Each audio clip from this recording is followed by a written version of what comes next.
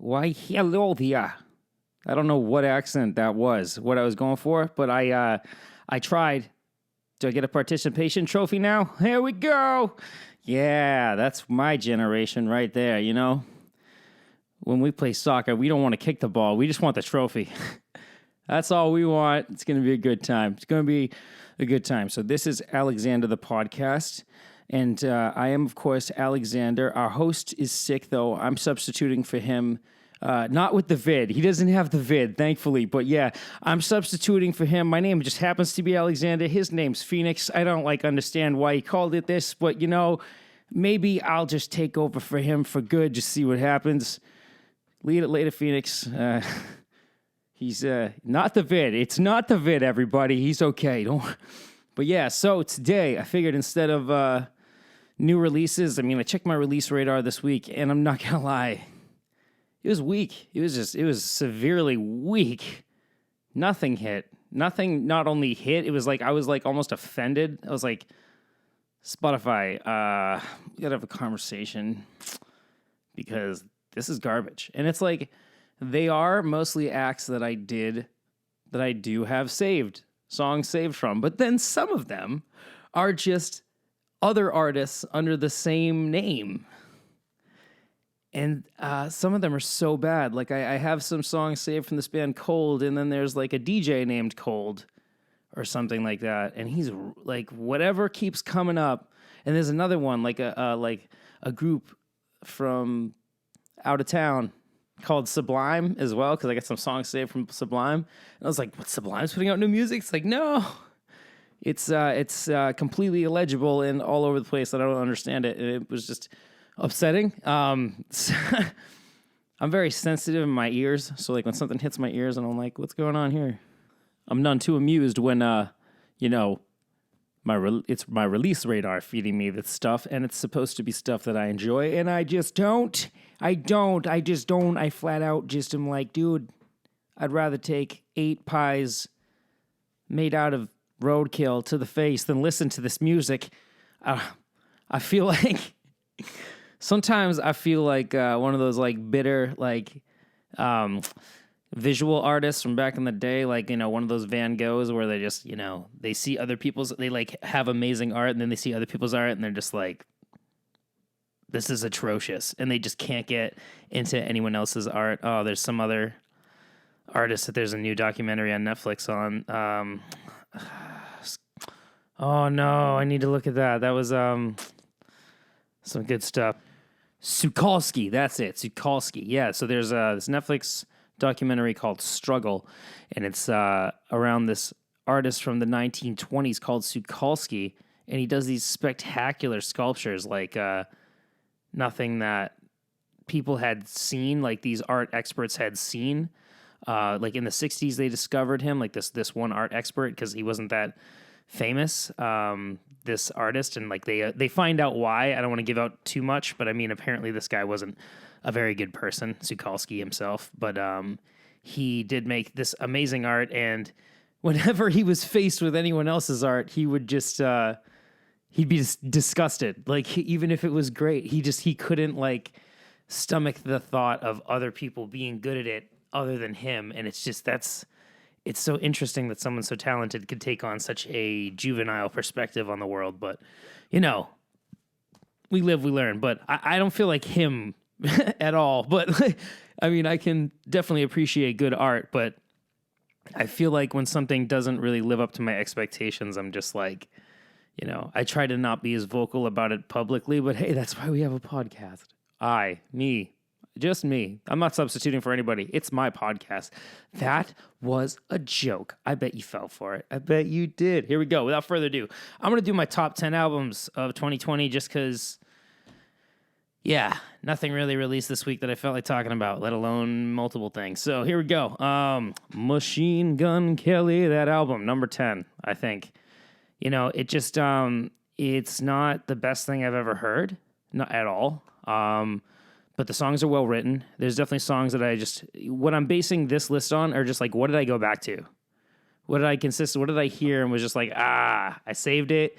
And then it was something that I just like, because when new music hits me, some of it, like, it'll just come up in my shuffle and I'll be like, oh, that's cool. And then other songs I would just put on repeat. Either repeat or just, like, I'll have, like, a rotation of, like, 10 songs that I'm just, like, now listening to all week.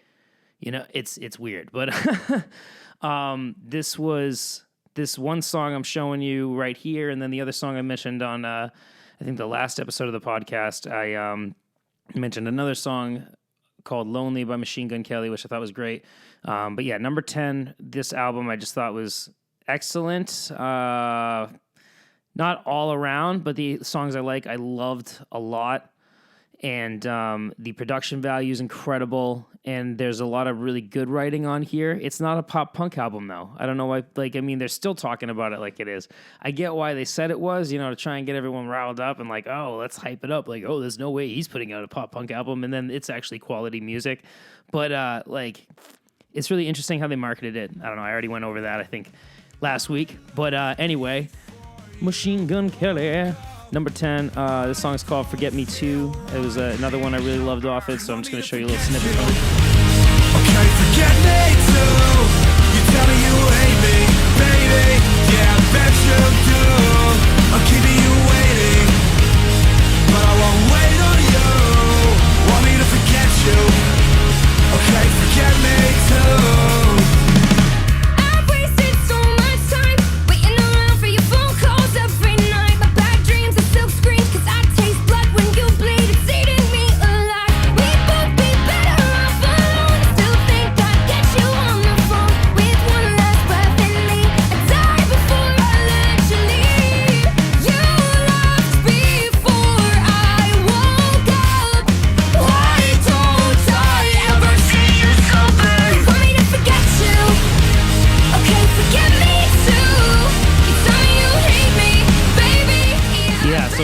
Definitely go check out that album if you haven't heard it yet. That song just kicks.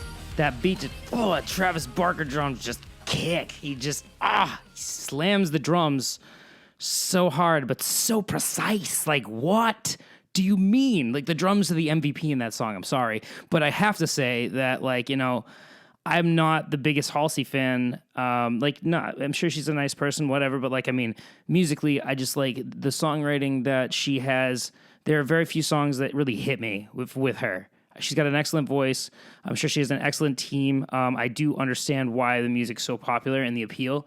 I just personally, the writing doesn't quite hit for me the way that I like kind of require for an emotional response.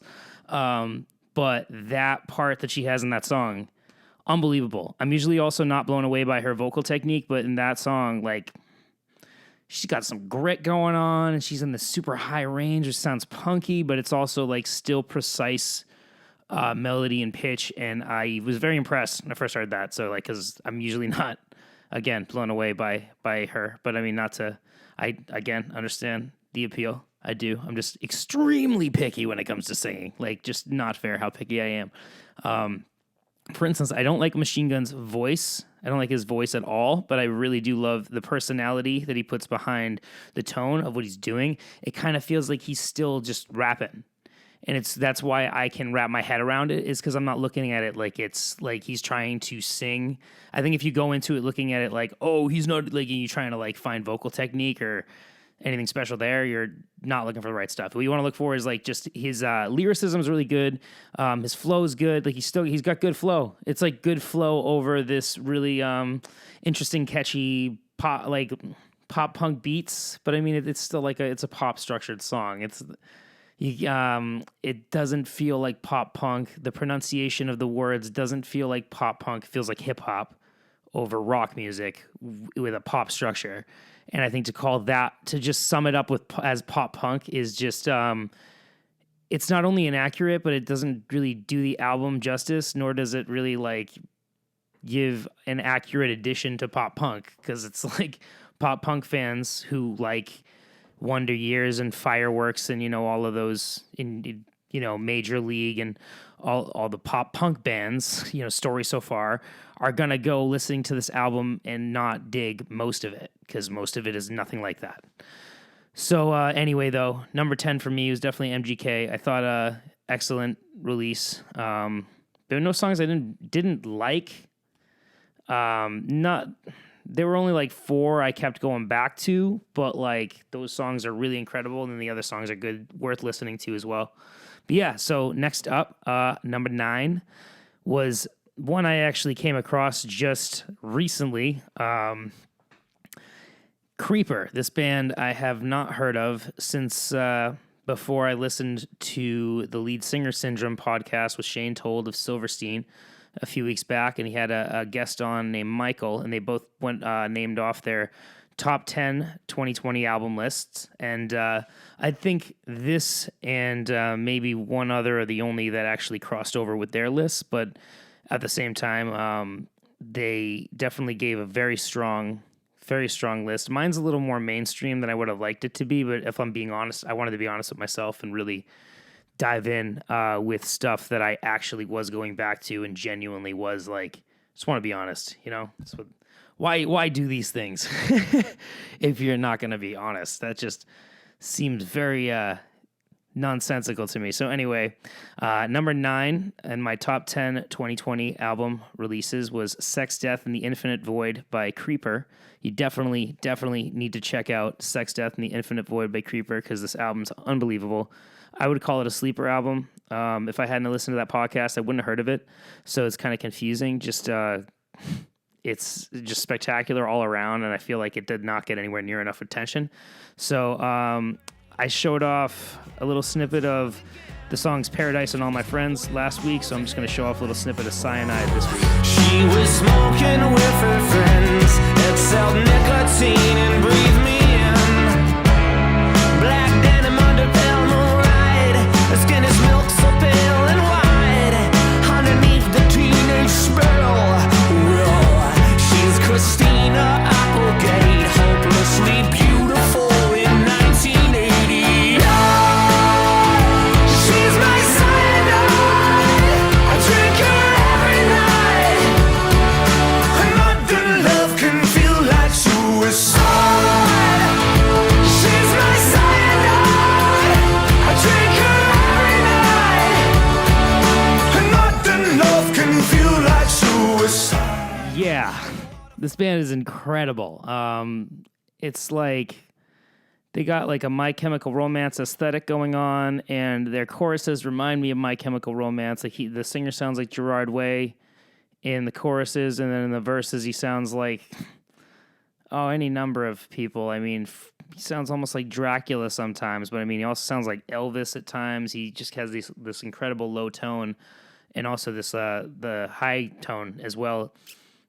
Just there's a lot to offer there, and I mean that's kind of the gist of most of the songs on the album, but they're all of course sound very different, but like it's a verse chorus bridge, you know, sometimes guitar solo chorus, but very well done. And I love that formula because like a lot of people don't like the idea of a songwriting formula. Here's why I like a songwriting formula. It's either going to force you to make a good song, like that's your option. You either make a good song or and so I guess that's simplifying it. It's not just making a good song. It's like to make a good song, you're not just remaking something that somebody else did. You're now creating something of your own that displays your personality. So what the formula does, I feel like, is allows you to more display your personality with the music than you're able to if you're worried about creating the wheel.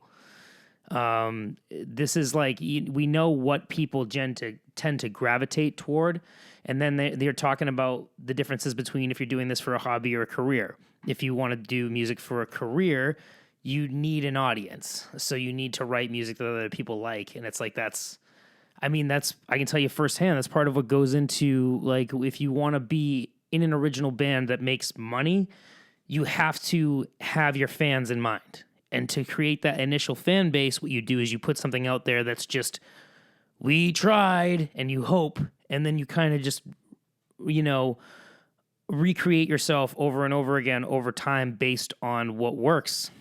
And that's the only way to make a career in music. And people like, you stay true to yourself, talking about like that kind of stuff. And it's like, you do, do that. You have to do that. If you put out something that's not true to yourself, your fans and everyone that looks at it is going to know it's ingenuine. If it's ingenuine, it sucks. If it sucks, it's not going to do well. It doesn't do well, then you don't have a career. So the fact is, when people make that argument that like, oh, you're just doing like, no, it still has to be genuine to work. And it's like, you could argue, oh, well, people put out stuff that doesn't sound genuine. What of it does well? Like the Machine Gun Kelly album. He followed a formula in a lot of the songs, but his personality is just blinding. His personality is literally littered throughout the entire album. There's every album I think I'm going to mention today is like that. Like Creeper is just littered with personality. It's so much. You don't have to like wrap your head around a crazy song structure to get to the personality. But I do like some technical bands. There are some very heavy technical bands on this, but we'll get to that. We'll get to that, Anyway, the next one, very different than, a lot of what I listen to, but Ariana Grande put out a new album, and it's actually spectacular. Not that she doesn't always put out quality music. She definitely knows what she's doing, and I personally have always had lovely, lovely women in my life who are very much into Ariana Grande, so that naturally has made me become a fan. So, yeah, she's got a spectacular voice. I don't know. People can say they don't like that kind of music. I don't. It's not my cup of tea, but I do fully appreciate the way that Ariana does that kind of music, and I do actually frequently listen to her music. So this song was my favorite off the album, and I thought it's just spectacular. I'm going to show you the chorus. Unbelievable. One of my favorite Ariana choruses. It's unbelievable. The way that you love me, oh, for all of my pretty and all of my ugly too. I love to see me from your point of view. I wanna trust me, the way that you trust me, ooh, 'cause nobody ever loved me like you do. I love to see me from your point of view. I'm getting used to receiving. Yeah, I got goosebumps right now just listening to that. It's just such an unbelievably beautiful song.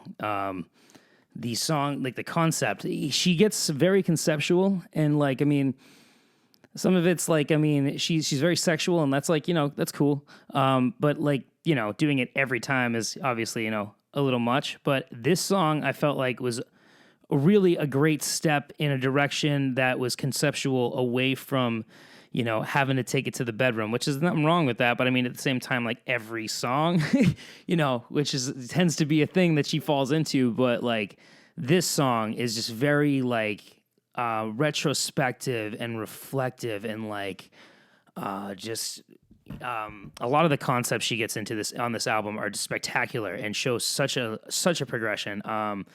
That song itself, just I'd love to see me from your point of view,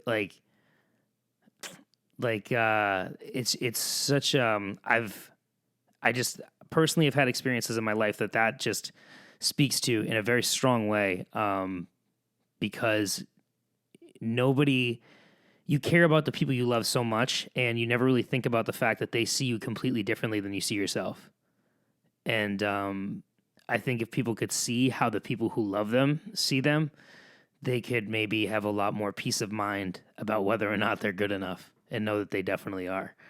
And that's not to say that everybody, not everyone has people, and that's a thing. That's a truth, and that doesn't mean that they're not good enough either. And it's all about not giving up and just continuing to try. And I just think that song, that's the kind of stuff that like music that I love gets me thinking about all kinds of different stuff. Like I go off in tangents in my mind thinking of these different pathways of thought on the content. And the more that I can stem off and have these thoughts, the more I'm going to listen to the song and just have these conversations in my head essentially, and kind of figure out more things about the world through the eyes of this artist. And this song, yeah. This song just has all these different pathways that lead to that reflection of the people you love and how they feel about you. And that's just so beautiful. There's also another song called Just Like Magic you have to check out from it that's about essentially the secret and the law of attraction and manifesting your own reality. And, she says, what's the lyric? I get everything I want because I attract it. And the whole idea of the law of attraction is that you imagine exactly what you want, and then you don't just imagine it, you imagine yourself having it, and then you believe it. You believe that that's possible. You believe it with every fiber of your being. And over time, if you're able to focus on that for a period of time, you can eventually manifest whatever you want. That's if you watch The Secret or read the book, that's essentially what that's talking about, and that's what that song's about. And for her to be talking about that on her album is spectacular, because it's also a concept that certain entities that are in power or have enough authority that are aware of that would want to suppress that information. And for her to want to kind of express that in such a public way with such a platform, I think is spectacular. So yeah, just definitely listen to that album. Good album. And next up, number 7, Youngblood, Weird. This album, I love it. It's weird. This is the perfect name for the album because it's so weird. It's like it's again the My Chemical Romance influence somewhat, but in a completely different fashion than the Creeper album. But it's so like I would say My Chemical Romance, Beastie Boys, and the Beatles had a baby. We would be right at Youngblood. So like, and Creeper kind of feels like if My Chemical Romance and the Beatles had a baby without the Beastie Boys getting in on the threesome. So with that influence, but this song specifically doesn't actually really have that Beastie Boys influence. I just thought that this chorus was so beautiful that I had to show it to you. So Youngblood, this is the chorus from Love Song. Changing my mind, sweetheart, you are changing my mind.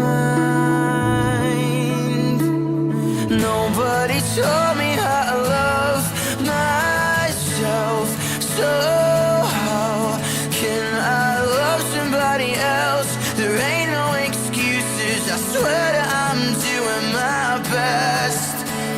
Nobody told me how to love myself, so how can I love somebody else? I'm so new to this, I swear that I'm doing my best. I won't let you down, I won't let you down. Yeah, this is beautiful. This is gorgeous, very beautiful song. Very meaningful. He's obviously telling a very heartfelt story.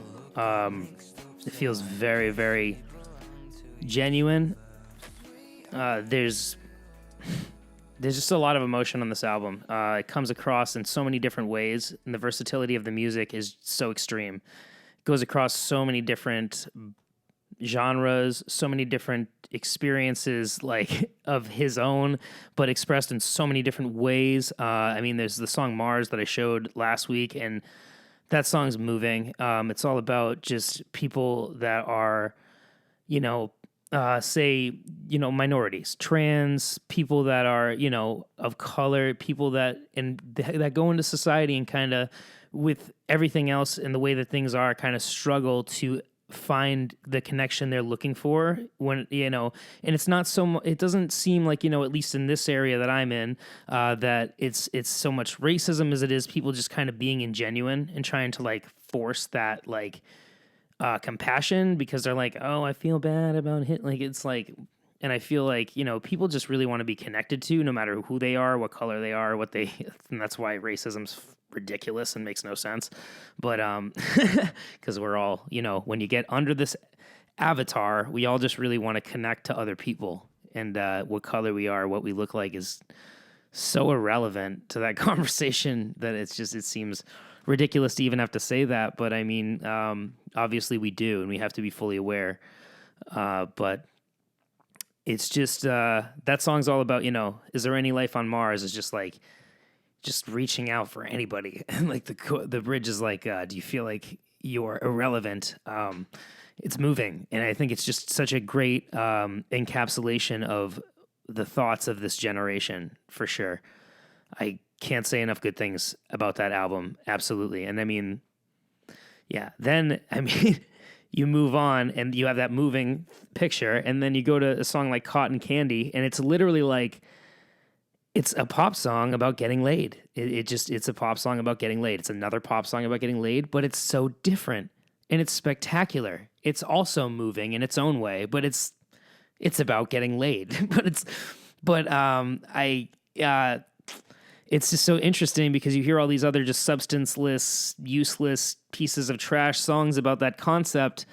And he just made it, he's like telling a story, and it's like, it's emotional, but it's fun and it's playful, and it's such a cool way to approach that topic without, dangling your junk in front of your youthful fan base, which is what most pop stars do. And they don't literally do that, I mean, but just with their words and the things that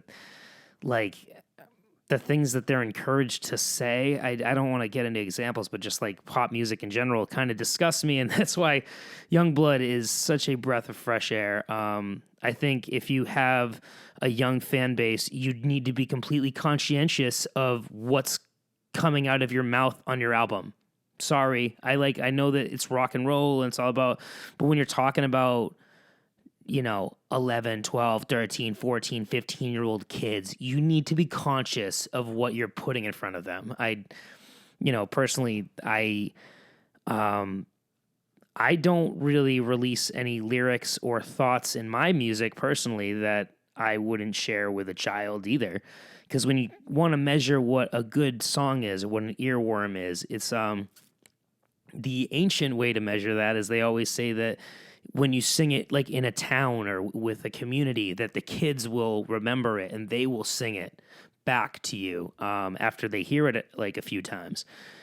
And so when you're coming up with material that is now going to be repeated by an endless sea of children or youth or teenagers, you need to be conscious. And I think Youngblood is able to make it, he uses the edge and kind of the sex appeal in a way that's interesting still, because you still need that to draw people in. That is like what makes music intriguing for people is some reason is the sex appeal. And but he and a lot of other artists I'm very impressed with are finding ways to incorporate that without it being so in your face that it's encouraging children to do things that they're too young to do. Because I don't like anything that does that personally. But there are plenty of good songs about, adult consensual sex, of course, absolutely, that all of us love. And Cotton Candy, for instance, off the Youngblood album is a perfect example of that. But again, he just does it in such a way that I don't feel like it's going to encourage kids who are too young to really understand these concepts to do anything that they're too young to do, because it's still metaphorical and artistic. And that to me is, I love that. You have to keep it. I don't know. I don't think that the older I get, the more I feel like profanity just doesn't even have a place in civil conversation. I think it has a place in comedy. If you're pushing a point home and you're being funny, or I think it really does. But when it comes to meaningful, anything that's meant to be meaningful, if you're Attila, if you're the band Attila, the profanity goes hand in hand with what you're doing, and it's what you're doing, and it's different, and that's okay. To me, that makes sense because it's part of what is happening. They understand fully what they're doing and why they're doing it. But to a certain extent, I think, whenever I hear Franz talking, he's very clear that we are, they're still responsible, not bad human beings that do that. They've never done anything that I've heard of that's sketchy. So the profanity doesn't say anything, but when it comes down to it, when you have these what Attila's doing is not what Youngblood is doing, is not what Bring Me the Horizon is doing. Like, they have a very meaningful platform that they're using, that they've created from that meaningful nature. Attila's platform I wouldn't call meaningful, but I would call it something that is good for people who find joy in it. I think that there's skill there. I love listening to Franz's flow. Overall, I think they could write about other things, like other than being hated or partying or girls. Because that's all they write about. And when you got like 7 albums or 8 albums out there, maybe more than 3 topics would be great. But anyway, Jumanji is a great song. I love that song. I know, throwback. Crazy. Anyway, number 6, Bring Me the Horizon. Number 6. Yeah, it's a tough list. And to be honest with you, I listen to all these albums a lot. But yeah, Bring Me the Horizon put out a banger. And so I'm going to show you part of the second chorus into the bridge of One by One.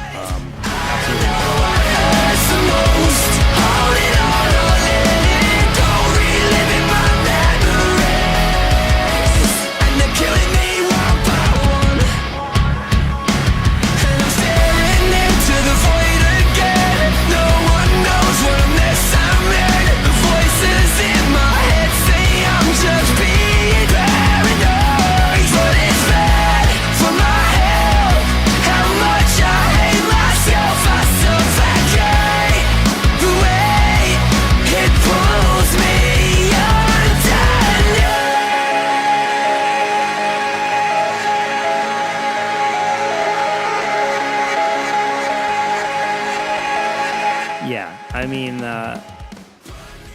this album is breathtaking. I really thought it was incredible.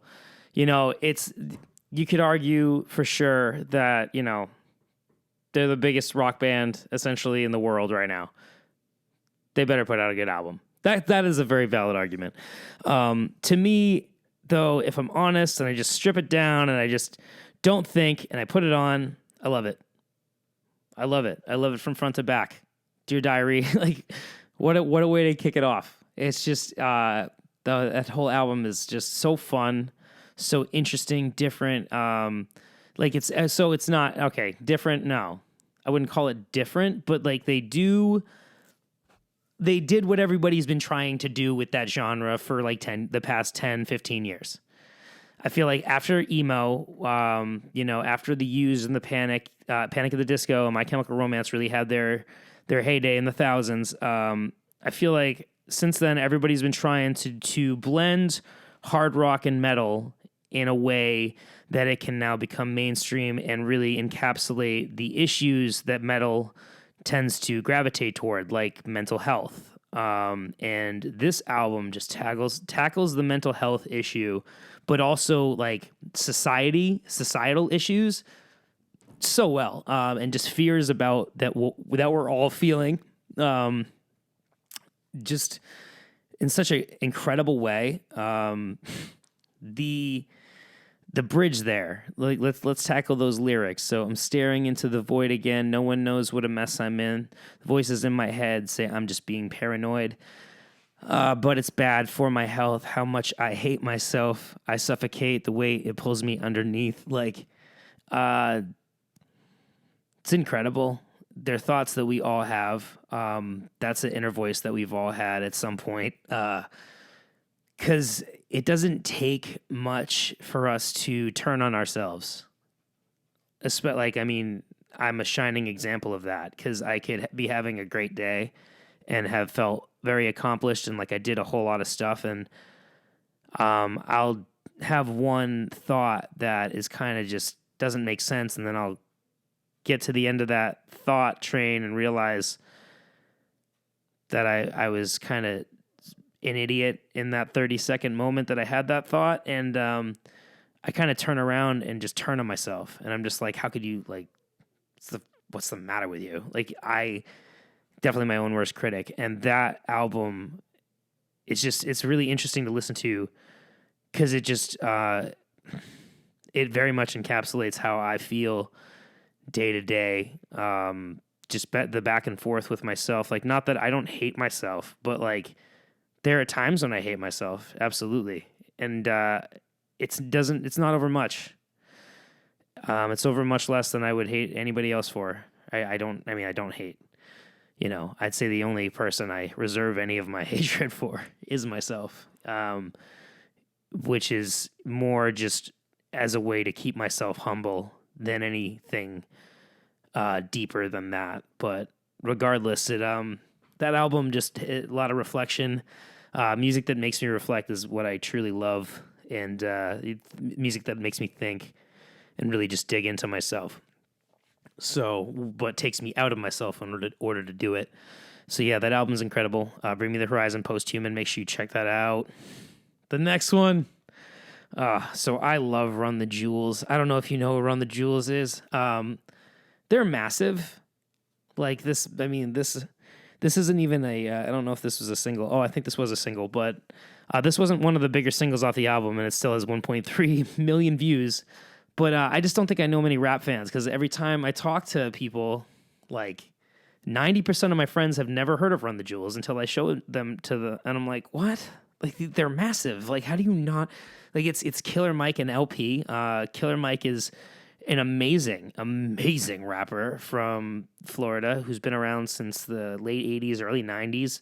He's incredible. He's friends with Bernie Sanders. He's just done all kinds of, and he's done such amazing stuff for Atlanta and Georgia in general. He gave this outstanding speech at the beginning of the Black Lives Matters protests, essentially just saying, my father or my I apologize. My father or my grandfather was here when the first 8 police officers started the force in Atlanta to have a police force, and they've literally, all the sacrifices they've made are what you spit on when you're disrespecting our police force. And just he's such a prominent African American figure that it was moving. It's so moving to see him say that, because I like, there are terrible, terrible people in our police force. There are terrible people, but they are not all bad. It might be half, it might be 60% are bad, 70% are bad, 80% are bad. I don't know. What I do know is that when it goes viral and something goes viral, it's more likely to go viral when it's bad. And people hop right on it. And they should. They should. We need to something needs to protect us from them if they're not doing it. So, but in the instances where that does occur, of course, I personally haven't had much of an issue. Like, I am Jewish, so technically a minority, but I don't look like a minority. So, I don't get racially profiled as easily. So it, it's just such a strange issue because, again, color has no bearing on who somebody is. We're all different.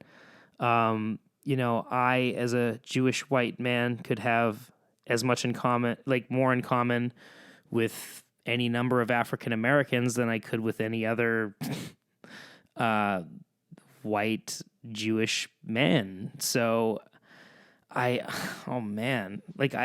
always also wanted to see the diversity just in general, because I personally, I went to a school for half of my high school tenure called the Winchendon School, because it was 5 minutes from my house.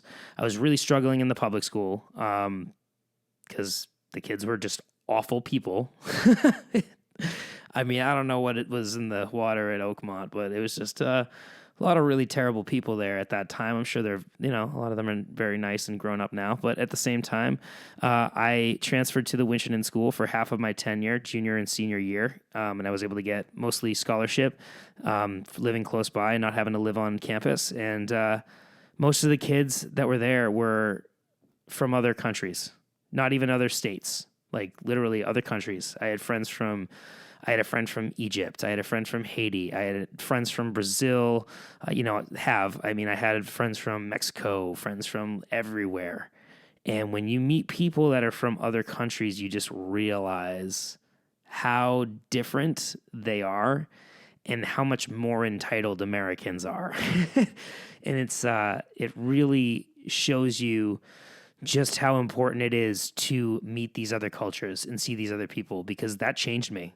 That completely changed my perspective on life and made me a happier person, even though like my experience there wasn't perfect either. And that was probably more on me than it was on anybody else, because, it was a great place. It was a great experience. But, the diversity really pulled me out of myself. And then when I went to college after that, I had a whole different perspective on life. So I can't really, once the pandemic is over, of course, I can't really encourage you enough to travel and immerse yourself in other cultures, because you will learn so much about not just them, but yourself, and the differences between the perspectives of what can occur. But anyway, Run the Jewels sparked that. They're amazing. They are, just doing incredible things for raising racial awareness. Mike has actually a Netflix special called Trigger Warning, and it's incredible.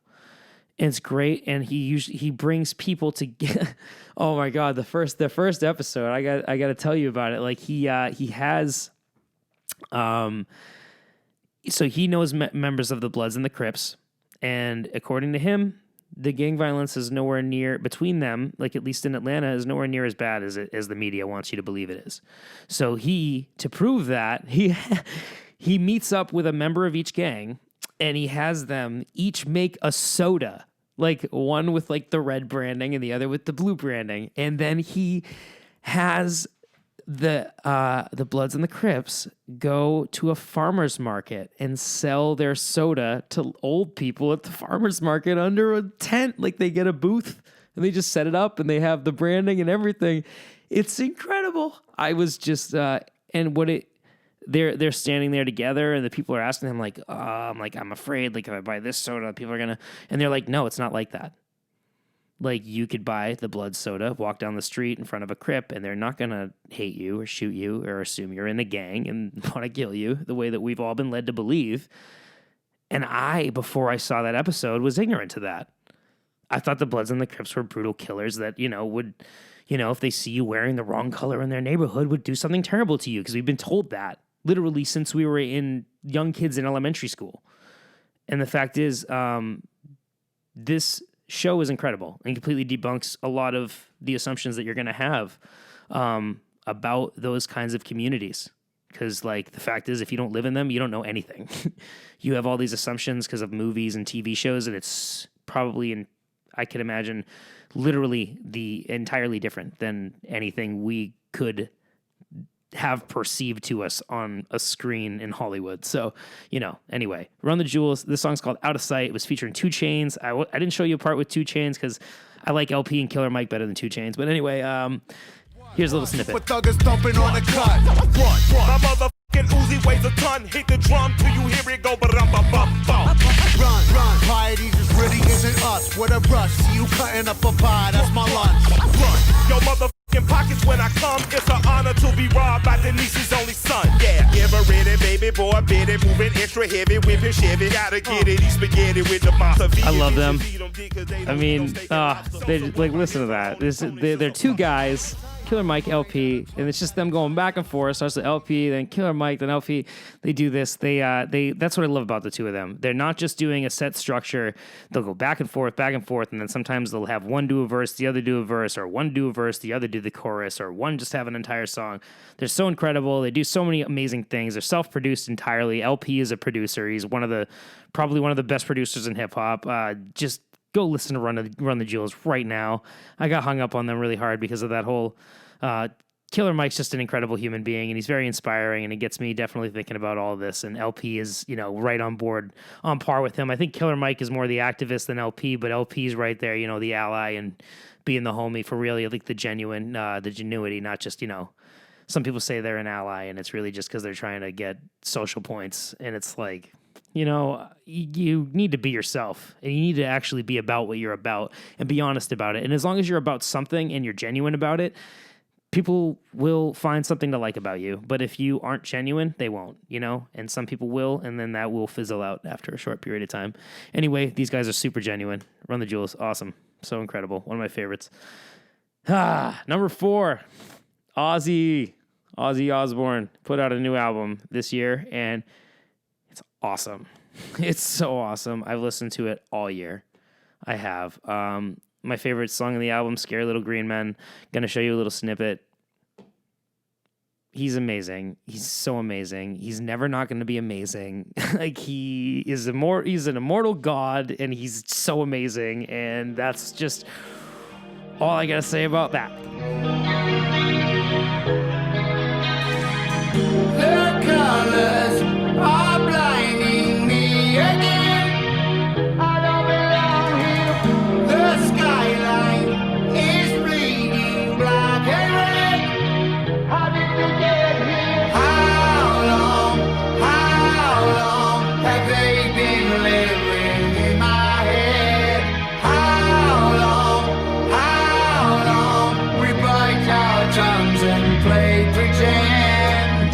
They want us, they need us, they might just try to eat us. They'll greet us, deceive us, say take us. Do we all believe that everybody wants them until we beat them? Everybody wants them, it's the end. Scary little green men, do you believe it? Scary little green men, it's the end. How this man can do anything. Like, there's so many artists that are his age and trying to put out albums right now who I adore, but they don't sound like that, man. Like, I'm sorry. I love you so much, but Elton John, man, I love you. Oh my God. Like, and I have all the respect for you, and what do you care about my opinion? But obviously, he's not, where he was. I still love what he's putting out now. And I mean, he put out a new box set with a bunch of remastered stuff that I've been listening to on Spotify constantly, and I need to pick that up for sure. But the similarities in how Elton sounds great now, but it's a different tone. It's a different sound. Same with Bob Seger. Bob Seger is one of my favorite singer-songwriters of all time, and he's one of my first inspirations. But to be honest with you, he has a different tone now. It's just different, and then there's Bob Dylan, and he's just, from what I hear, he's not holding up too good very much, but I mean, he's Bob Dylan. He's the songwriter. He's the best songwriter of all time. Like, leave him alone. But, when it comes down to it, Ozzy, I just don't understand the longevity in his style and how he's able to maintain it, and not just maintain it, but progress. And it's like, I want Bob Seger and Elton John, and I want all Billy Joel and all those guys to keep putting out albums. But when it comes to that age group who are still releasing music and the quality of it, like, as much as it pains me to compare, because these are legends who have paid their dues and who have done their thing, and they're past the need for my critique. They're so far past it, and they're so far past the need for my opinion. But it's my podcast, so here we are. I love them so much. If somehow some lottery ticket chance one of them, he hears this, I love you so much, and oh my God. But the longevity in the Ozzy music and the material, I don't get it. He's a golden god. He's a golden bat god of the night or something. I don't know, but it's something very special that I'm so happy I was able to witness this new album. Amazing. One of the best parts of 2020. Number 3, though. Oh, boy. Black Dahlia Murder put out a new album, Verminous, and it's just so incredible. It reminds me of Nocturnal. It's not too busy or complicated like so many bands in that genre get, even though they should just be listening to this band.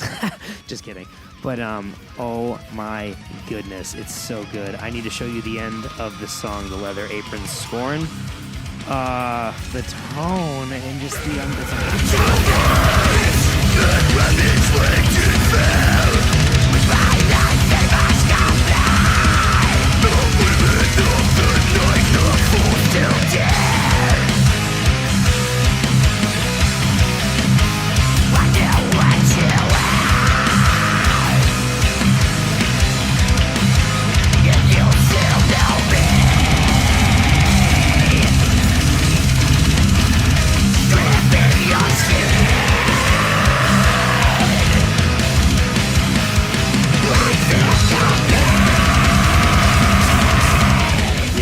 give away the whole thing, but I can't get over how talented Trevor is and just what the progression of that band and how far they've come and everything they've done, and oh my goodness, they're just so amazing. Verminous is number 3. Verminous is incredible. What a triumph for a band that's been around for that long, and to have all these. There's, all these fans that are saying, well, it's not not who they used to be. It's not Nocturnal. It's not Deflore. You know what I mean? Like, I love those albums, but this album, front to back, I saved the whole thing upon first listen. I was just like, okay, I like this song. Okay, I like this song. Oh, this oh man, if you like that music, that kind of heavy, if you like heavy music at all. Black Dahlia Murder, they have it down to a science, and they're incredible. And they will never, ever not be incredible. Another band with amazing longevity. I hope they play for another 50 years. Hey, give it 1,000. Give me 1,000 years, Black Dahlia. That'd be amazing too. But, 50 sounds realistic. You probably don't want to, who wants to do that into their hundreds? I would. Lemmy would if he was alive. Maybe you would. You definitely would. That's what we do. That's the deal we sign, isn't it? Being a very passionate musician who wants to tour for a living and has that kind of attitude that'll put him there. Yeah, so what are you going to do? Anyway, so 1 and 2 are tied. I couldn't pick. I can't do it. I won't. I shan't do it. I will not pick between these two. So Sevendust put out a new album. If you don't live under a rock and you've heard of Sevendust, you know this. It's amazing. It's so good. Blood and Stone is amazing. It's probably my favorite Sevendust album. And they're they're in my top 3 bands. They fluctuate, sometimes they're number 1, sometimes they're number 2. You never know. But Sevendust is just, oh my God, they're so spectacular. And this album is just an encapsulation of everything they've learned, everything they've done, and I can't say enough good things about it. But it's tied with Tala. Tala Matrophagy is just so unbelievable. It's so incomparable with anything else in the genre right now. It does take elements of anywhere from Korn to Knocked Loose, and it doesn't leave anything behind. It trims the fat, and it just literally gives you a high energy, in your face, almost like it's like listening to this album is like watching a horror movie. That's kind of how I felt about the new Code Orange album too. But I gotta say, I enjoyed Tala's album a great deal more than Code Orange's. Code Orange's has a lot of really original concepts that are interesting, but certain things that they try kind of pull me out of the vibe. Whereas Tala is just they're all vibe. It's all vibe. Whereas Code Orange seemed a little concerned with trying new things, which is awesome, and they do it incredibly, and I love the album. I do. I haven't really given it enough of a chance. I listened to the whole thing twice, I think, and the stops and the mixes and they're very very interesting, very intriguing, and I think I'm going to gain a lot more listening to it over time. But anyway, Tala Matrophagy, unbelievable album. It's just so cool and different, and I don't understand how they did this. My favorite on the album personally is LED. I'm going to show you a little snippet now. Turn it up, rock me, sway. Rather than a bluff, what the f*** you take me for? When everything the f*** said, you want some back, they go there, jump up back, press no one. Don't be me, better than me. Step up and say, what the f*** you take me for? When everything the f*** said, you want some back, they go there, jump up back, press.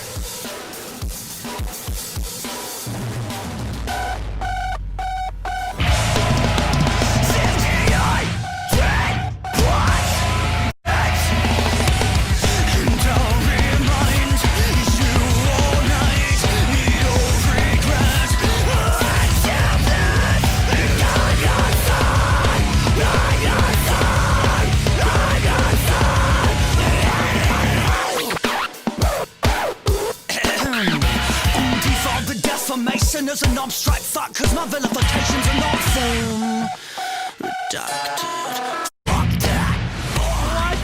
What? It's so unbelievable. Like, I can't. Where did they come up with this? I know these guys personally. I love Tala.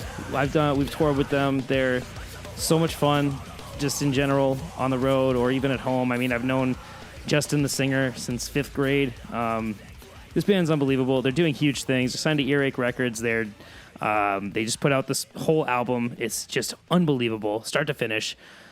A whole bunch of like new concepts with, you know, some familiarity from these other bands that I mentioned, like Korn and Knocked Loose, but also like a whole bunch of, you know, there's turntables in there, and it's just so Slipknot, of course, as well, and just the way they use these influences, though, it's something new, and it's littered with personality. And again, that's just what I love. Like when I can listen to a band, it's like I can feel like I'm hearing what's in your head. You know, I'm hearing you're putting the thoughts in your head to music, and they are tangible and something that I can conceptualize and hear and listen to. And Tala they added a whole new level of personality to something that's very familiar, to make it something new. And I love watching them live. They're so high energy. They're just all over the place, and it's the best thing ever. It's so great. It's what rock and roll should be. They definitely inspire me to want to just go harder on stage and really just give it my all. You know, the drummer, Max Portnoy, is just unbelievable. He's a force. He pumps. He just keeps it pumping, and just like the snare tone he has. Oh no, it's so good. Like, oh my, I can't. The beats too, like the grooves that he drives in there, and I know he does a lot of the writing too. Tala is just so unbelievably talented, and you need to check them out. Like every member of that band, Derek, Coop. You know, I know they have another member who is Max's girlfriend, and I can't remember her name, and I'm so sorry, my dear. But yes, anyway, Tala is amazing. You need to check them out. Justin Bonnets has a whole bunch of stuff on YouTube as well. That's very fun to watch. The singer, very, very incredible. They did a live stream from, I think, Alcatraz or something along those lines. It was an old abandoned prison. Incredible performance. Sounds amazing. These guys are just so talented, and there's so much energy. So anyway, moving on to the other number one, because of course they were tied. Seven Dust. I got to show you a little clip from the song Love. So good.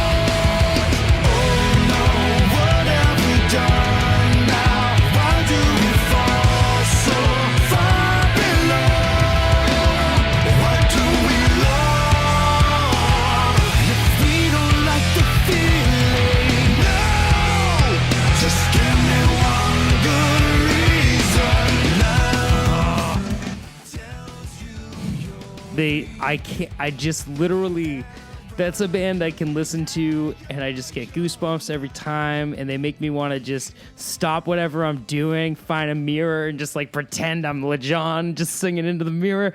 They just make me, they bring out the the fire. They make me feel like I'm on fire. I love this band so much. I've always loved Seven Dust. One of the best shows I ever played, my band Fathom Farewell opened for them at their 20th anniversary of their first album at the Worcester Palladium. And it was sold out, like, downstairs. The balcony was packed. 2 minutes before we went on, everybody just started cheering because the lights went out. Like, and just the crowd, just from the second we walked out there, just hands up in the air. It was like, oh my God. And I hadn't listened to Seven Dust too much before that. And I just listened to their whole discography maybe the next day because I just had such an incredible time. And oh my God, I was blown away. Like, LeJon is just one of my favorite vocalists of all time. He's one of my favorite singers ever. I think he's just, he is one of the filthiest tones and just control and emotion portrayal technique. Just more, it's better than I just have never heard anything like it. It's just, their music is pure butter. It's literally just pure butter. It's like falling down a wistful waterfall that's just on fire, but like you're safe. I don't know. Oh man, I listen to them constantly. Probably they were the number one band on my Spotify last year. I was not in their 0.1%, but in their 0.005% of listeners. I love Seven Dust. I've learned so much about singing just through listening to this band. This new album is their best. They get better with each album. I don't know how they do it. I would go back and just listen from the beginning. Once you hit Animosity, if they're not one of your favorite rock bands ever, I don't understand you. But like, once you get through Animosity, I should say, but like, once you then make your way past Animosity and through everything they've done since, and then to this, it's so magnificent. It's such a reason why rock music will always be timeless and live forever. Like there's never going to be a time in our future when there's not going to be people in the world who will pick up a Seven Dust album, listen to it, and not like it. I just love this band so much. They give me just one of my reasons for living. Oh my God, please put out more music soon. I know you will. You're amazing. You're beautiful people. I love them. Morgan Rose put out a solo album as well, and it's amazing. And so did Clint Lowry. And you just need to check all these guys out. I like LeJohn. When are you going to put out that solo album? You need to put out a solo something. I think you were talking about something like that. I can't remember for sure, but maybe I was just dreaming when I heard that. Maybe not. I got you on Instagram, so I look at your stuff. I love it. I love Seven Dust so much. Oh my God. Oh my God. I will literally start crying if I keep talking. Okay, no, I'm just kidding. But anyway, yeah, who knows? So anyway, that's my top 10. 10 was Machine Gun Kelly. Tickets to My Downfall. 9 was Sex, Death, and the Infinite Void by Creeper. 8 was the new Ariana Grande album. I'm blanking on the name, but it's Ariana Grande. You'll find it. I have full faith in you. The number 7 was Youngblood. Weird is the name of the album, and it's just absolutely unbelievable. Youngblud. I have all the links also, just so you know, for anybody listening, strictly listening. If you go at some point to the YouTube link, I have all the links thrown in here. I also do on my RSS, so actually it's everywhere. So actually, forget YouTube. We don't need that. I'm just kidding. I love all the platforms. You're all amazing. Thank you for having me. Hey, you're great. But anyway, yes, the next one, number 6, Bring Me the Horizon, Posthuman, amazing. 5 was Run the Jewels, and they just call their EPs or albums 1, 2, 3, and this is 4. Number 4 was Ordinary Man by Ozzy Osbourne. Number 3 was Verminous by Black Dahlia Murder. Number 1 and 2 were tied, and they were Tala Matrophagy. Tala is the band, Matrophagy, Matriphagy was the album. So amazing. And then the other number 1 was Blood and Stone by Seven Dust. Absolutely amazing. I love all these albums. I highly recommend. What was that, Mr. Tongue inside my mouth? Very much not operating the way you're supposed to. Anyway, I would highly recommend listening to all of these albums front to back because they're just so perfect, and these bands deserve your support so much, these acts. Anyway, I do my historical shout-out every week. My next historical shout-out is the lovely Richie Havens. Richie Havens is an amazing artist that played at Woodstock, the legendary Woodstock, from 50 years ago in Woodstock, New York. And he had the pleasure of filling in for 4 hours worth of artists who couldn't get to the festival because they were stuck in traffic. So I actually, my father did lights for a show of Richie Havens because my dad was a light man back in the 70s. And he did lights for Richie Havens when I was about 10 years old in Newburyport, Massachusetts. And we Richie saw me with my dad when my dad was setting up and invited us to his dressing room to like have a bite to eat. So we went there. There were a few other people there.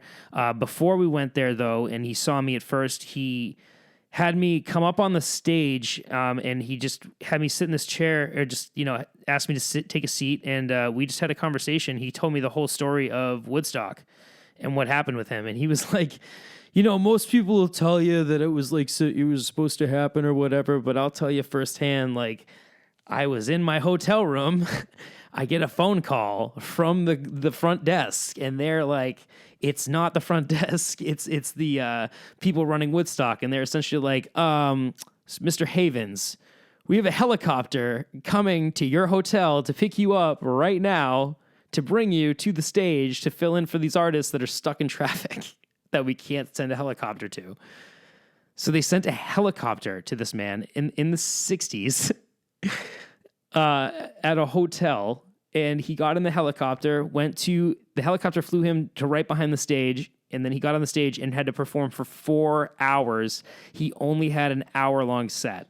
So this song, Freedom, that I'm going to show you, he actually made this up on the spot and extended it into like an 1.5 to 2 hour long jam, and it made him famous. And everybody in the 60s just loved him, and it was spoken about for many years to come, and it's probably the reason why he was playing a sold-out theater when my dad did lights for him, 50 years after the fact. So anyway, this guy, amazing. Richie Havens. Here's a little for freedom.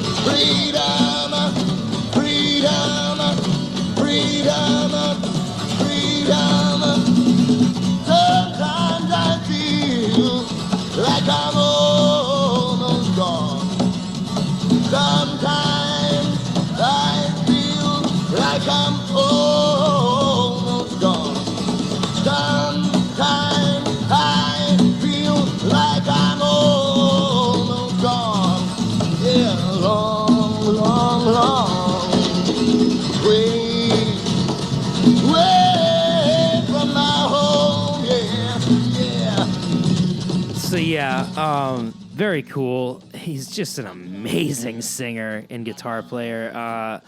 The voice, the chops vocally, the rasp. He told me he was a gospel singer in the church for many years as a child, and that he, with the song, when he was writing it, was pretty much just taking lyrics from gospel hymns, and that's what many artists have done over the years, and taken them and made them more appealing to the youth. And then that's what turns into this cultural icon. And for him, it's so interesting and inspiring to watch. And I'm literally looking at the video I'm going to link you to is it's like a bottom view of just right under him. And he's obviously, on the Woodstock stage, and just, oh man, what an amazing musician and talent. And he passed away, unfortunately, I think about 5 or 6 years ago, but he's just an incredible figure. Definitely my favorite that occurred at Woodstock, probably shortly, followed by Jimi Hendrix, and just, that whole incredible era of icons. Just an amazing, amazing thing. I wanted to mention Woodstock in general, but I wanted to mention Richie Havens especially because a lot of people haven't heard of him from my generation, and he did put out a lot of amazing music, and he was an amazing soul. He was probably one of the most humble people I ever met in my entire life. I remember to this day just his energy and the way that he conducted himself. I remember what he was wearing because he had such a style about him. He had these rings on his finger that were beautiful. And he's just Richie Havens. Check him out. You got to check him out immediately. Anyway, so that's it for the music releases that I'm going to be showing off to you right here. Anyway, a few end of the year honorable mentions I wanted to do though, just 2 of them because I constantly listen to them.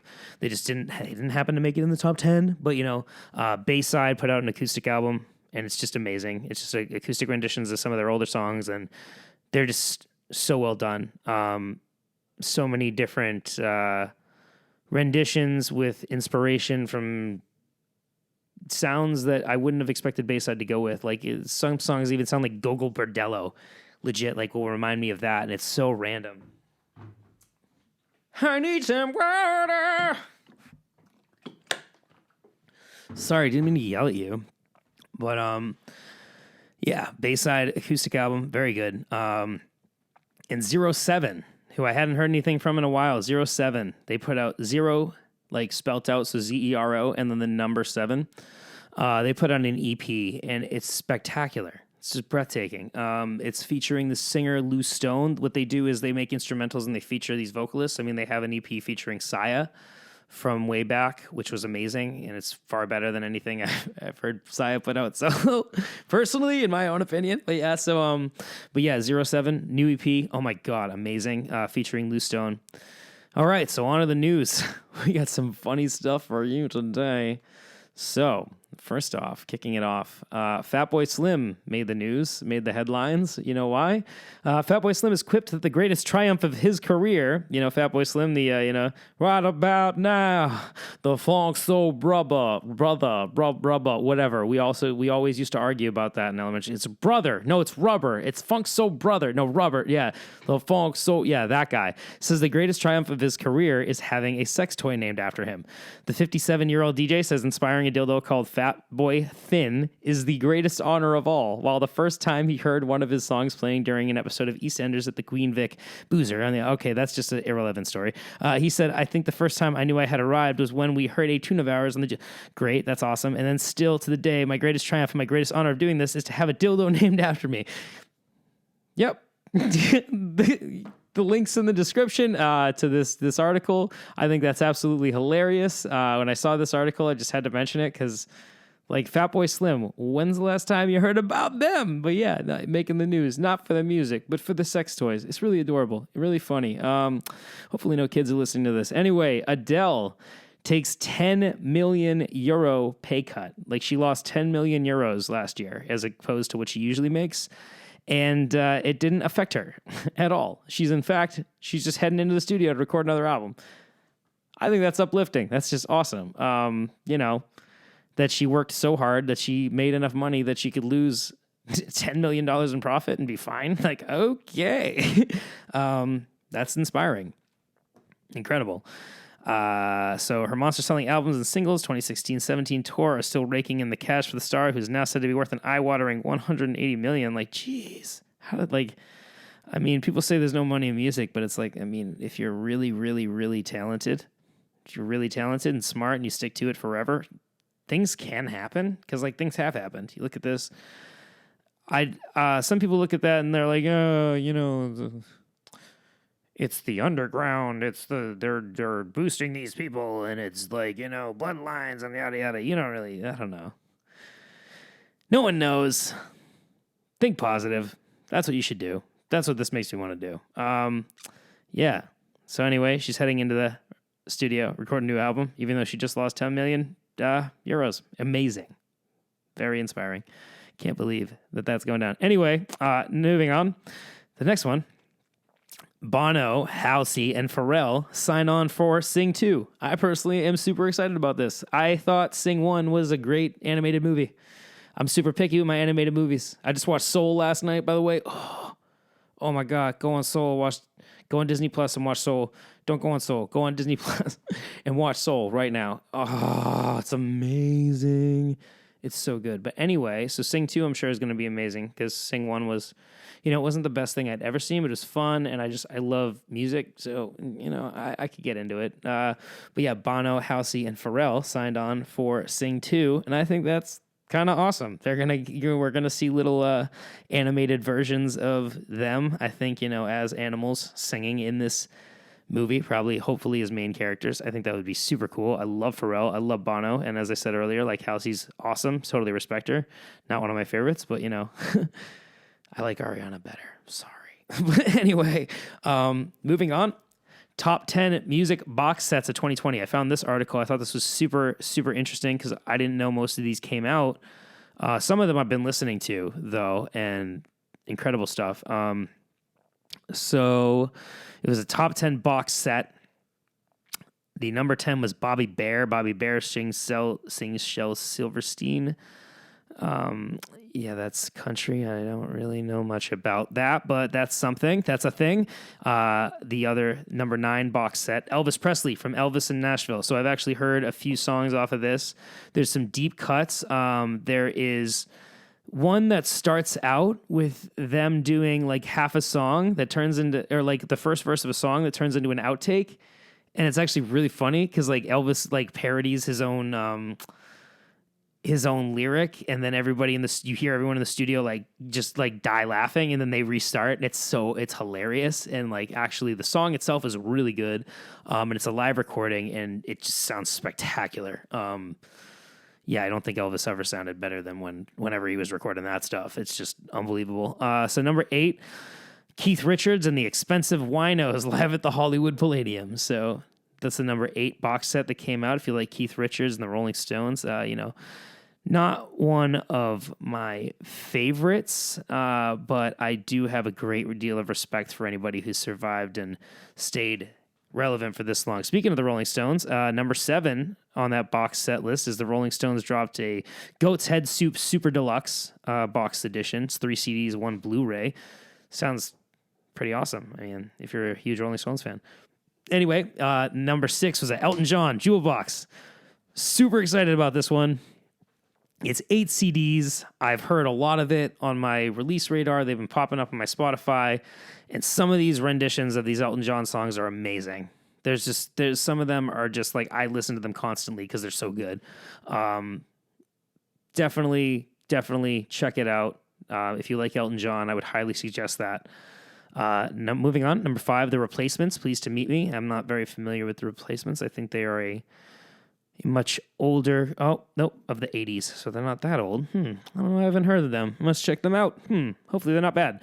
Anyway, number 4, Joni Mitchell put out a box set, Archives Volume 1, The Early Years, 1963 to 67. This looks really cool. I'd definitely check that out if you enjoy Joni Mitchell. That's awesome. Number 3, Elvis Costello put out a box set, The Complete Armed Forces. That looks really cool. 3 LPs, 3 EPs, 3 singles. Very cool. Number 2, Prince, Sign of the Times, Super Deluxe. This is huge. 8 CDs, 1 DVD. Also available as a 13 LP, 1 DVD edition. Oh my God. This is awesome. The artwork on this is incredible too. It's 2 pictures of Prince looking fresh, looking young, and very cool. The artwork on the CDs is very cool. I think it comes with a book as well. Wow. Okay, yeah. Prince Sign of the Times, Super Deluxe box set. Incredible. If you like Prince, definitely check that out. And the number 1 box set released in 2020, Tom Petty, Wildflowers and All the Rest, Super Deluxe. It's 5 CDs, also available as a 9 LP edition. I love Tom Petty. I've heard a lot of the songs off this album because they keep popping up on my release radar. I don't love all Tom Petty.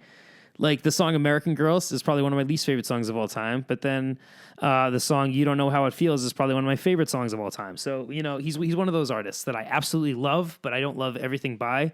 But this box set definitely has a lot of great music. Looking at the artwork, it's familiar because I have a lot of these songs saved on my Spotify now.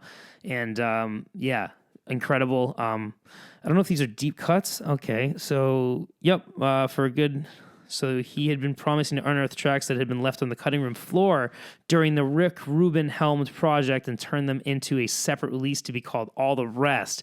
Okay, so what this is an album he was intending songs that didn't make it to his album with Rick Rubin. Oh my God, yeah. So no wonder they're so good. I mean, they wound up on the cutting room floor. That's ridiculous. The songs that I heard off this so far are just amazing. So yeah, best box sets of 2020. There's that. I thought that was a very interesting article. Wanted to share that with you. Oh, this next one, super interesting. So Apple Car to begin production in 2024 with breakthrough battery technology. This could be cool. It's not guaranteed to be, but this, if they pull off what they're trying to do, could be really cool. The cool thing about it is the battery.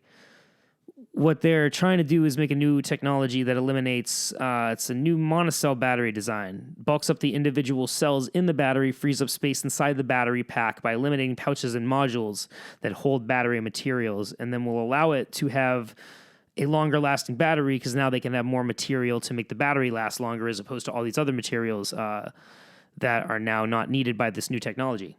So that's incredible because that would be an electric car that could now run for longer than any that we've seen so far.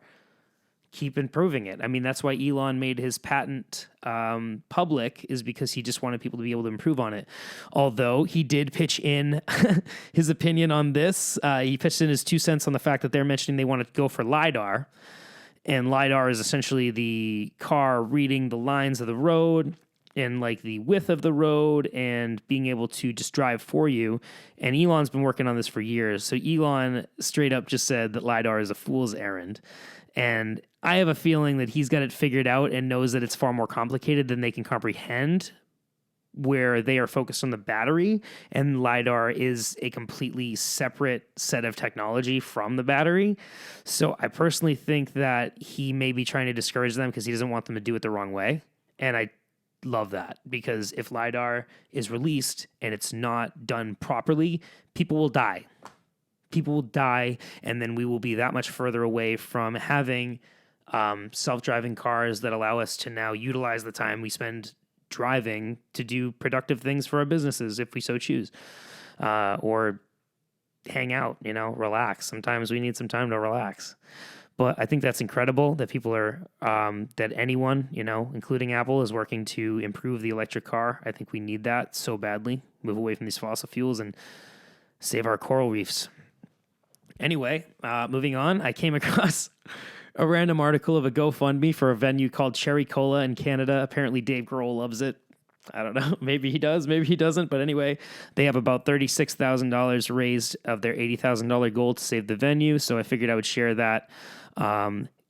Cherry Cola, the GoFundMe is called Keep Cherry Colas Rockin' and Rollin'. It's obviously a local venue that people really love in that area. So I don't care where you are. If you're a venue and you need help, I want to help you. If you want me to share your GoFundMe, I would love to. I would absolutely love to. I shared the Worcester Palladiums and I donated to it, and I'm going to do this for that.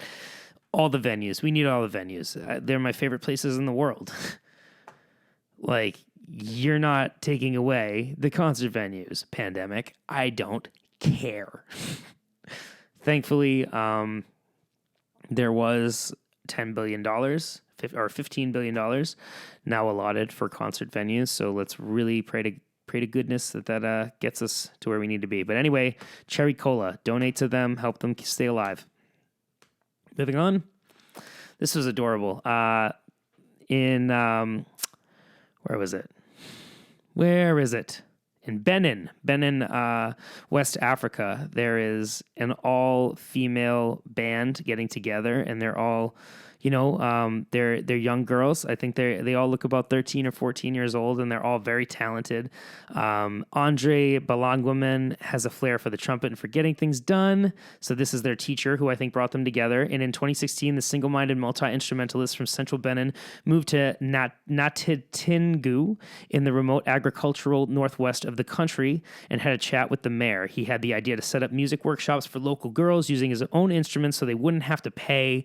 The mayor got on board, wrote a radio appeal for volunteers, and provided a rehearsal space. 18 girls turned up outside the town hall. This is obviously amazing. 4 years and several serendipitous encounters later, a honed group of 7 girls, including Balagwaman's 2 daughters, Angelique on drums and Grace Marina on keys, have been formed. Star Feminine Band is what the name is, Star Feminine Band. Make sure to look them up. Star Feminine Band's debut album, recorded live in just 2 days, sees them cross linguistic and stylistic borders, taking in local Wama rhythms, Congolese rumba, highlife, and Sierra Leonean bubu. Exuberant songs are composed, written, and arranged by Balagwaman.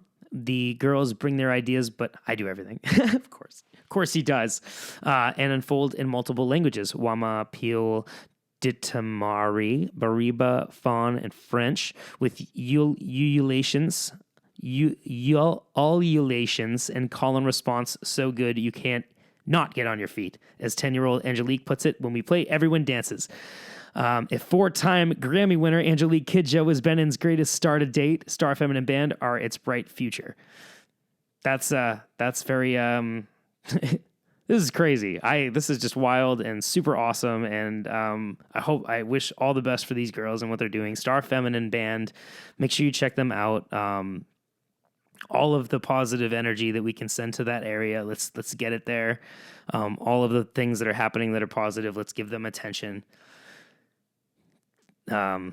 Yes, all the love. All the love to Star Feminine Band. I'm so thirsty today. What'd you do to me? What'd you do to me? Anyway, last but not least, I want to avoid politics today because it's just annoying and I can't stand it.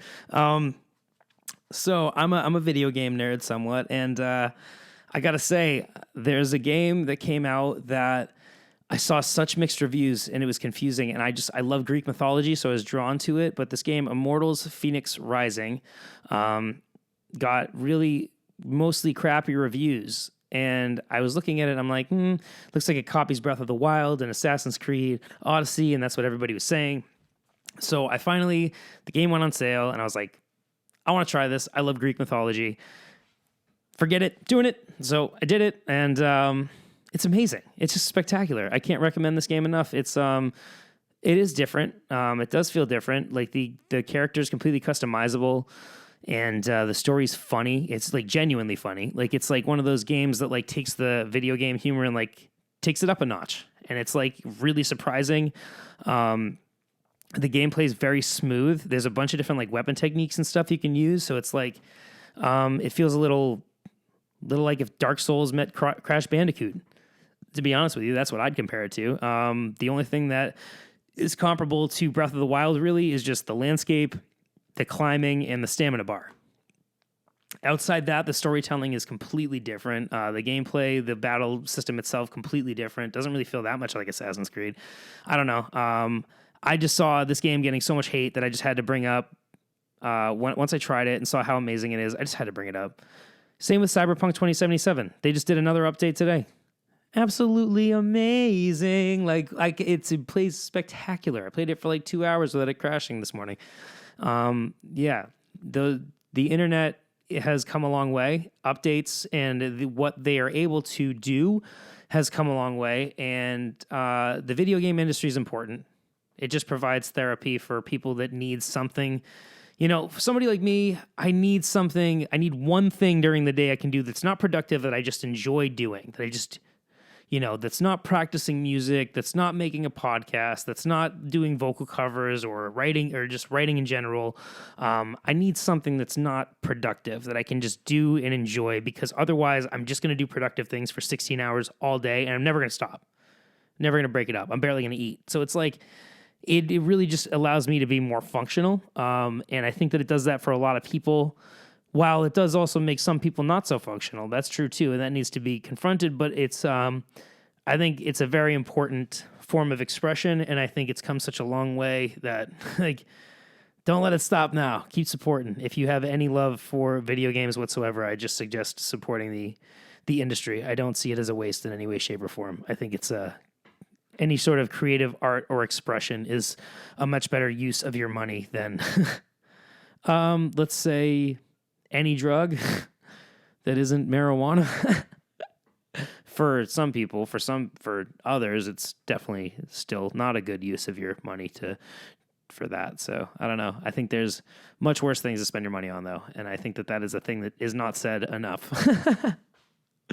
Don't spend all your money on it, though. Everything in moderation. People are like, well, you can't spend all your money. Like, yeah, I know. Use a budget. Write things down. What's coming in? What's going out? Do the math. What's left over?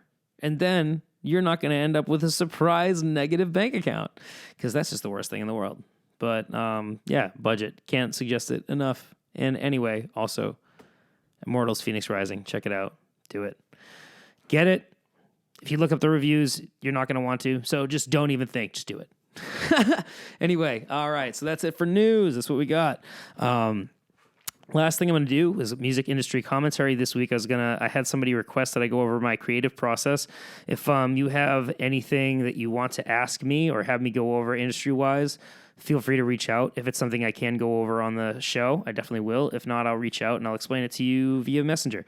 Regardless, though, I can definitely give a brief overview of of my creative process. I mean, it is kind of somewhat in depth just because it depends on my mood, the time, where I am, what I'm thinking about, what do I want to write about? Do I feel like writing about the thing that I want to write about?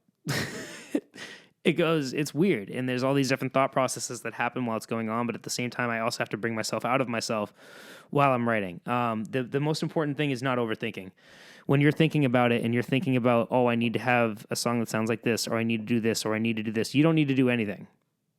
Right there, that attitude that you need, that you're there because you need to do something, will ruin anything you're going to create and ruin the fun of the experience as well. You don't need to do anything. Your debut and your talent and coming out to the world is not as important as you finding inside yourself genuinely what it is you want to say. Because if what you want to say has no meaning, you should still play music, but you're not going to connect to people the way that you need to in order to make a career. You have to have something to say. Like for me, what drives me, what makes me, what people being okay. I want people to be okay. I want wildlife to survive. I want the rainforest that we have left to be okay. I want the coral reefs and the ocean wildlife that we have left to be okay. And I want the people that we have left to be okay. And there's so many concepts to dig into within that. So many, to the point where when I go into writing a song, I don't so much, it's not specific. It's almost like it's so much to the point where, so the first line of the song really helps you in developing what the concept is. Once you get over that first line of the song, usually it's easy. Once you come up with a first line, not just any first line, but a first line that blows you out of the water, and you're like, oh, that's really cool. You want to keep on writing until you find that feeling of like, wow, you're impressing yourself. Because once you do that, then you might impress somebody else. Not guaranteed, but you want to be completely honest with yourself. And over time, the more you do it, what impresses you is going to become more and more complex and more skill, and require more and more skill, and will become more and more appealing to a general audience. So for me, I understand what people want to hear from me. I also understand how I can throw them off and surprise them. And I also understand what my strong suits are for what I can write about. And then I gain new things to write about every day, though. I wrote a song about night terrors called Vitriol, which is about being possessed by demons in your sleep. And, I hadn't thought about that in very many years. So like, it's very interesting, just where these things come from. And when it comes down to it, so Decomposition is a song I wrote for Fathom Farewell. I didn't write the instrumental, but I wrote the lyrics. I've stood by the few as the many stood and watched the world fall. We stood standing in spite of it all. So what I did was I heard where I wanted the syllables to be. I heard what I wanted the melodies to be. What I do is the second that I hear a song, I immediately hear a few different type melodies that can go over it. I immediately hear a few different lyrical lines that I can use. And you can't just use any lyrical line, and it can't just fit in time. It's not just that it fits in time. It's not just that it's in key. It's not just that it's a lyric that's okay. It's that you're occupying the frequencies that aren't being occupied. You are not trying to do the same thing as anything else that's happening, because then you're just replicating something that's already there unnecessarily and robbing yourself of the opportunity to actually make a contribution to the music. So when you're writing lyrics, you want to think of it as an instrument, and you can follow the guitar riff sometimes, but if you follow the guitar riff the whole song, and every song, like every lyric you have is riffing off of the guitar riff in the same way, that song's boring. That song's definitely boring. Everyone that you show it to is going to think it's boring, no matter what. No matter who you are, no matter what artist you are. Please show me an example of a song where the vocalist follows the guitar riff the whole time that isn't boring. You're not going to find it. But that is something that many local bands try, because it seems like the vocalists are afraid to kind of step out of their comfort zone. So what I did is, for many years, what I was writing was not that great. It was not that great. It took me many years of writing stuff that just frankly wasn't that great, that like I wanted to be impressed with so bad, but I just wasn't. And it took me so long to get to a point to where I would write something and know, okay, this is impressive. This is something. That took me 15 years. It's not an easy thing. People think there's a process that you can like, get myself in the zone. Oh, I have writer's block. No, you're just not 15 years into your writing process. You've been doing it for maybe 5 or 10, and you still haven't found your stride. Some people never do. That's the scary part about music. You could play guitar for 40 years and not be as good as another guy who's been playing for 5. It's just the way the cookie crumbles in this industry. And when you join this industry and you start in it, that I had no idea I would ever be good. And it's like, I'm not trying to say that I am, but like, I have a fan base now, and it's because they enjoy what I do.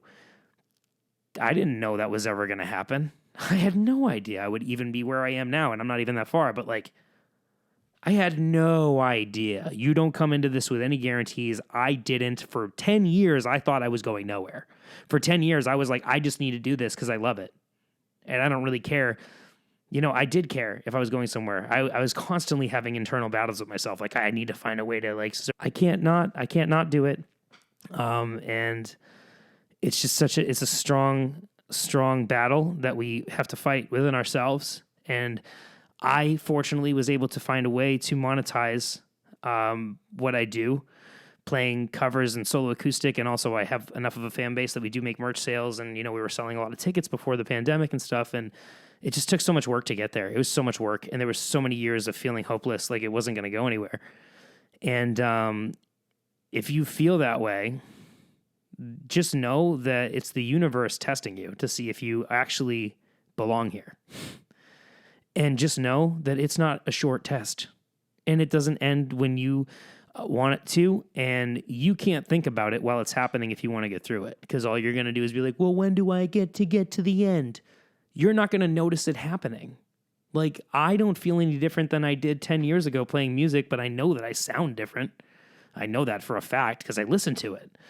But I don't feel that while I'm performing it. I feel more control. I feel the ability to do it, but I don't feel like a different person, and I don't feel like a different musician, even though I sound completely different. So you really have to remember that.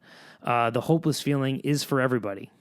It's there for everybody, no matter who you are, whether you are me or Miley Cyrus or, somebody more successful. Doesn't matter.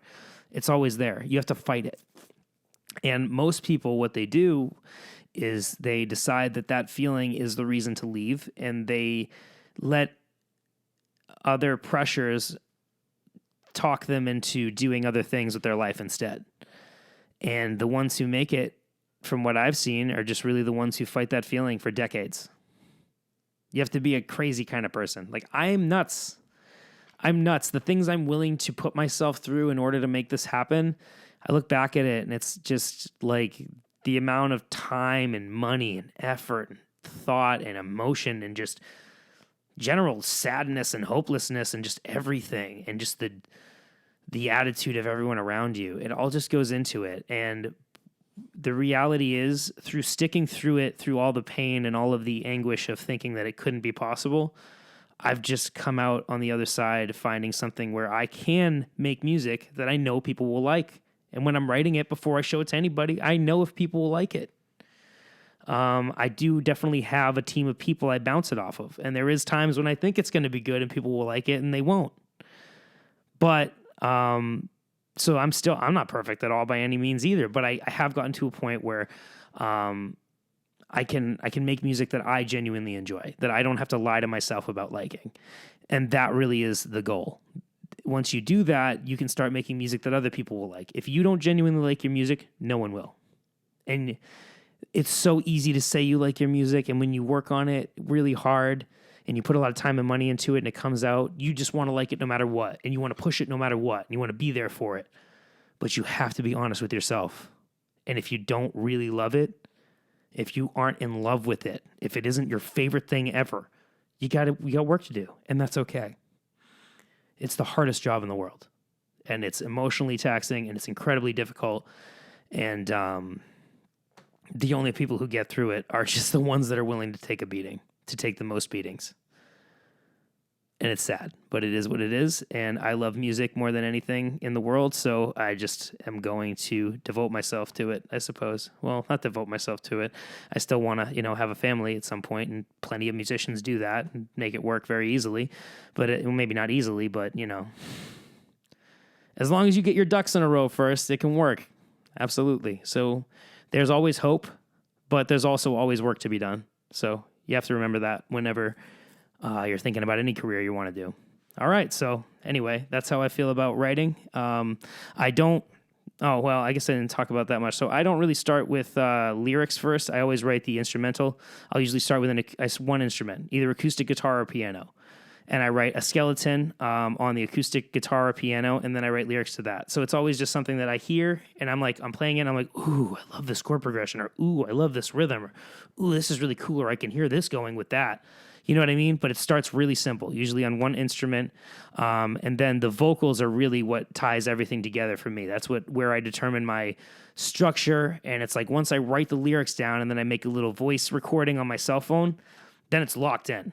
Then it's like I listen to that voice recording incessantly, and then I go and I make a little demo, and then I'll go to my producer Chris Paquette and we'll record the song. After I've listened to it a bunch and sent it to him, and he's giving me his feedback and all that. And it's like it's no short, easy process, but it is extremely fun for me. It's not stressful for me. I don't sit down to write and go, I can't get it. No, if I sit down to write a song, I crank out a song. I crank out 2 songs. It's a good time. I'll have a beer and smoke a bowl and just have a great time. But it took me so long to get there, and it was so stressful for so long.